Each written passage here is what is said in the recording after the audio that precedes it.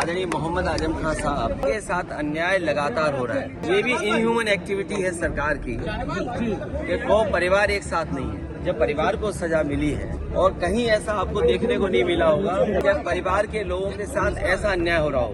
रामपुर की टिकट को लेकर के और टिकट लेकर के भी चर्चा हुई है।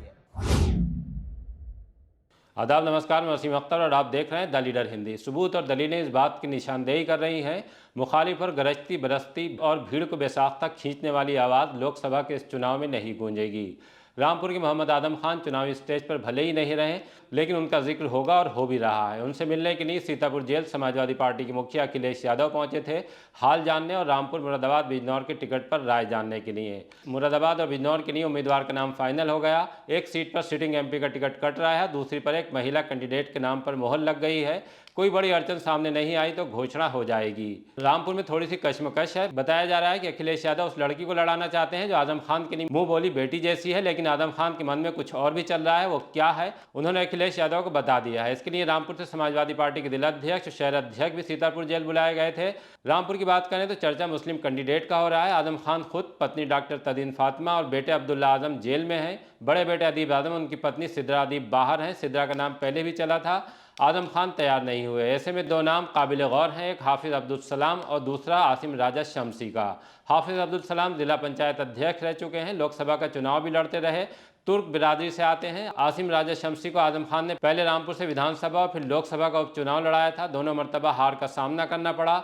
चेहरा मुस्लिम हुआ, जिसकी संभावना ज्यादा है, तो फिर दोनों में से एक नाम का ऐलान हो जाएगा। बस थोड़ा वक्त लगेगा जानशीन आजम का ऐलान होने में। तब तक देखते रहिए द लीडर हिंदी, खरी बात मजबूती के साथ। जेल तो जेल ही होती है जी, और अकेलेपन में कोई रहे और जेल की अपनी परेशानियां होती हैं तो वो तो फेस करनी पड़ती हैं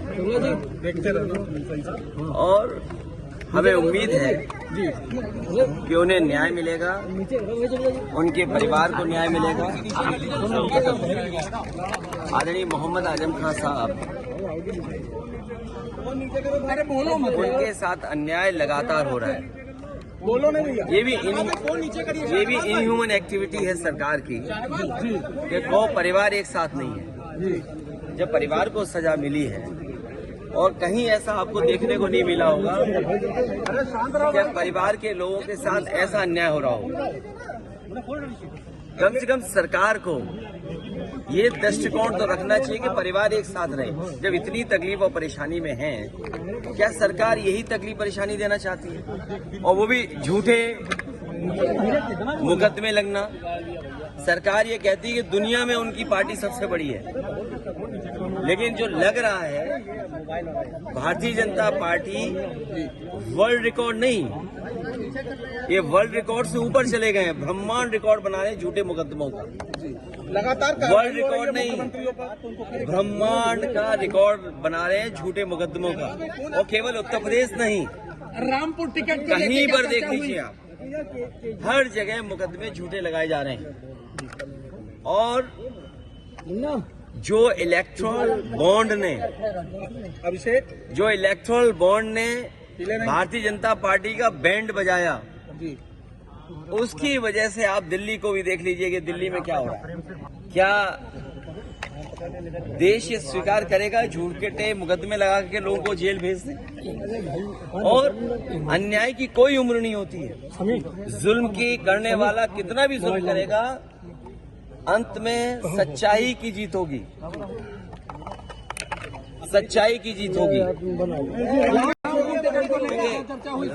रामपुर की टिकट को लेकर के और टिकट लेकर के भी चर्चा हुई है।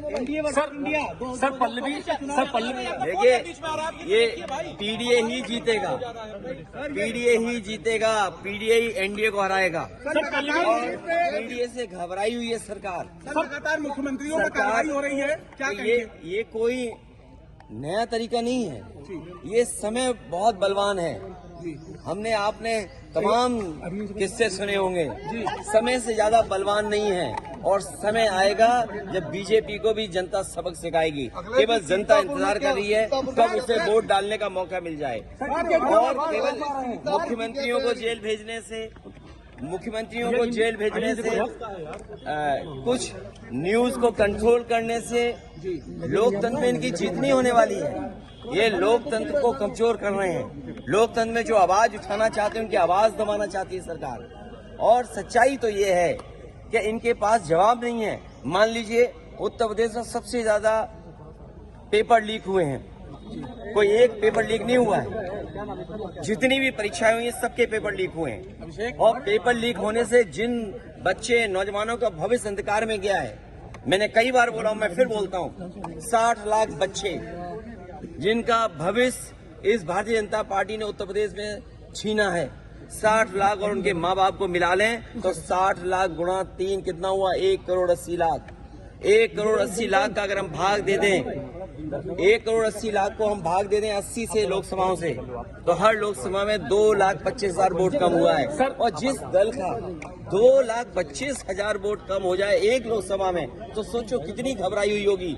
क्या इलेक्ट्रॉन बॉन्ड ने भारतीय जनता पार्टी का बैंड नहीं बजा दिया? इलेक्ट्रॉल बॉन्ड जो मिले हैं भारतीय जनता पार्टी का, क्या उसका जवाब है उनके पास?